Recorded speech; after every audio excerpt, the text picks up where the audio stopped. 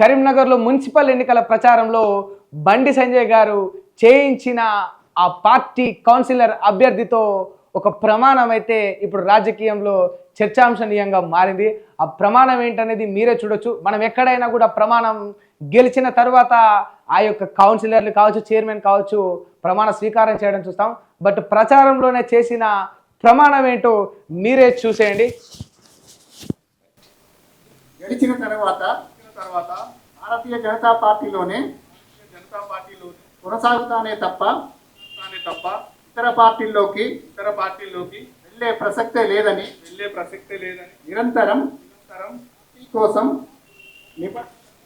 ఇట్లా అయితే ఇక గెలిచిన తర్వాత ఎటువంటి పరిస్థితుల్లోనైనా కూడా నేను భారతీయ జనతా పార్టీలోనే కొనసాగుతాను తప్ప పార్టీ మారే ప్రసక్తి లేదని చెప్పి బండి సంజయ్ గారి దగ్గరుండి వారి పార్టీ అభ్యర్థితో ఈ విధంగా ప్రమాణం అయితే ప్రచారంలోనే జనాల ముందే చేయించడం అయితే ఇప్పుడు రాజకీయంగా ఒక చర్చగా మారింది.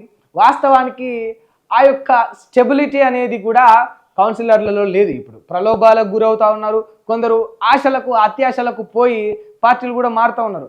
అప్పటికి ఏకగ్రీవమైపోయిన కార్యకర్తలు వెంటనే మళ్ళా వీళ్ళు కన్ఫర్మ్ అయిపోయిన తర్వాత వేరే పార్టీ ఇవ్వాలనేమో ఈ పార్టీ గుర్తుతో గెలిచి మళ్ళా నెక్స్ట్ డే ఇంకో పార్టీ కండువాతో వాళ్ళు ప్రత్యక్షం అవడం అయితే మనం చాలా కూడా చూస్తున్నాం. దానికి సంబంధించి ఇప్పుడు నాయకుల్లో ఒక గుబులైతే పుట్టుకున్నది. ఖచ్చితంగా వీళ్ళు పార్టీ ఉంటారా, పార్టీలో మారుతారా అనే ఒక క్లారిటీ లేకుండా పోయింది. అందుకోసమే ముందు జాగ్రత్తగానే ఇక చాలామంది చెప్తూ ఉంటారు కదా పెద్దలు కూడా, ఎప్పుడైనా కూడా కీడెంచి తరువాత మేలెంచమని. అందుకనే ముందు జాగ్రత్తతోనే ప్రమాణం చేయించుకొని ఆ పార్టీ అభ్యర్థిని ప్రజల ముందే ప్రమాణం చేయించి ప్రచారంలో తిప్పడం అయితే చూస్తూ ఉన్నాం. కాకపోతే ఇక్కడ జనాలు కూడా చాలా విమర్శలు అయితే గుప్పిస్తూ ఉన్నారు. మరి ఎంత నమ్మకం లేకపోతే మాత్రం ఒక గదిలో కూర్చోబెట్టుకొని చెప్పాలి, ఒక గదిలో నచ్చ చెప్పాలి, వాళ్ళని బుజ్జగించాలి, వాళ్ళకి అర్థమయ్యే విధంగా చెప్పాలి. కానీ మరీ ఇలా ప్రజల్లోకి తీసుకొచ్చి మీరు ప్రమాణం చేయించడం ఎంతవరకు కరెక్టు, ఆ వ్యక్తి యొక్క గౌరవ మర్యాదలకు భంగం కలిగించినట్టే కదా అని ప్రజలు కూడా చెప్తా ఉన్నారు.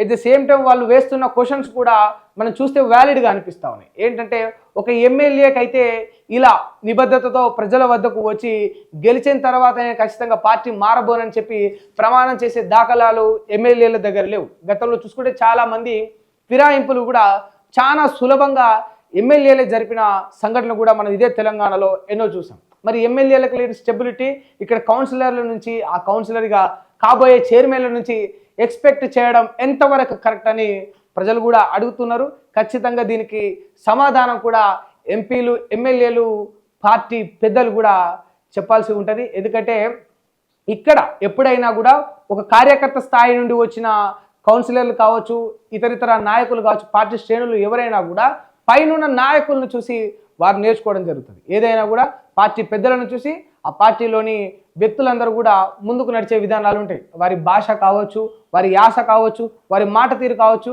వారి యొక్క లాయల్టీ కావచ్చు, ఏదైనా కూడా నాయకుడి తీరు ఆ యొక్క ప్రజలందరూ కూడా వాళ్ళు మెదులుతూ ఉంటారు. ఇక్కడ నాయకులకే స్టెబిలిటీ లేదు. ఫస్ట్ ఈ పార్టీలో గెలిచిన నాయకుడు టికెట్ ఇవ్వకపోతే రేపన్న నాడు ఒక ఎమ్మెల్యే క్యాండిడేట్ అదే పార్టీలో ఉంటాడా అనే గ్యారంటీ లేదు. ఇవాళ ఆ పార్టీ నుంచి టికెట్ వచ్చి ఓడిపోయిన వాళ్ళు కూడా పార్టీలు మారి తిరిగి వారి యొక్క పార్టీలకు సొంత గూటిలోకి చేరడం మనం చాలా స్పష్టంగా చూస్తున్నాం. అలాంటి వ్యక్తులను కూడా మనం చూస్తున్నాం. ఇట్లా నాయకులకి స్టెబిలిటీ లేనప్పుడు కౌన్సిలర్ల నుంచి కావచ్చు, కార్యకర్తల నుంచి కావచ్చు ఎక్స్పెక్ట్ చేయడం నాయకుల యొక్క అత్యాశ అని ప్రజలు అంటున్నారు.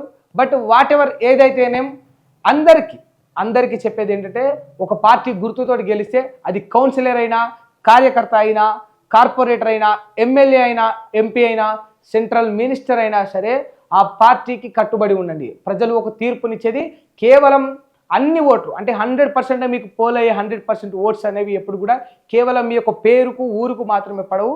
ఫలానా వ్యక్తులు ఒక వర్గం, ఒక గుంపు పార్టీని చూసి ఓటేస్తుంది.